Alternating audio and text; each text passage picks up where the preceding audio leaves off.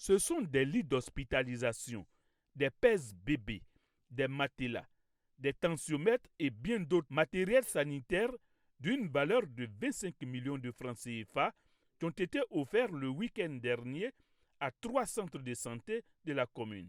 Pour Madame le maire de Dioukwé, la santé des populations est inscrite au premier plan de ses priorités. Les populations ont besoin de ces dons.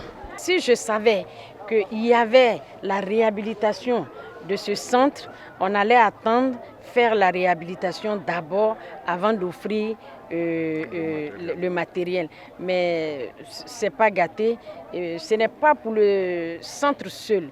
Il y a le centre de Carrefour, il y a le centre de Petit Dioukwé.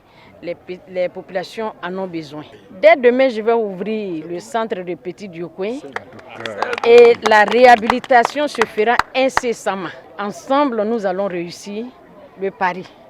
Parce que nous avons promis, nous allons le faire.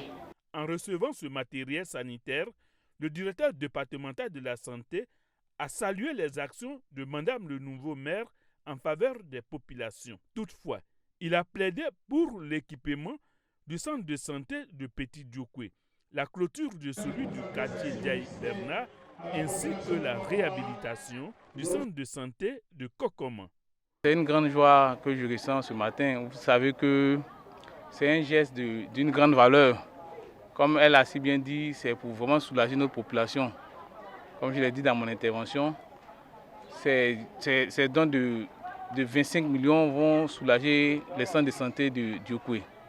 Vous savez que l'État, le ministère fait ce qu'il peut faire, mais les collectivités doivent nous accompagner. Et Madame le maire, comme je l'appelle affectueusement, Maman Flani, est dans cette logique-là, accompagner le système de santé de sa circonscription. Donc vraiment, c'est vraiment une grande joie. Donc je voudrais profiter de votre antenne pour lui dire un grand merci. Les populations du quartier ont remercié l'équipe municipale pour ce geste de haute portée sociale. Vraiment, ces dons-là nous vont droit au cœur. Surtout au niveau du COGES, dont je suis le président, c'est une fierté pour le COGES. Nous remercions Madame la députée maire pour qu'elle continue encore dans ce lancement, qu'elle continue de soulager la population du Guémont. La nouvelle équipe municipale a inscrit en priorité la santé, l'éducation et la voirie.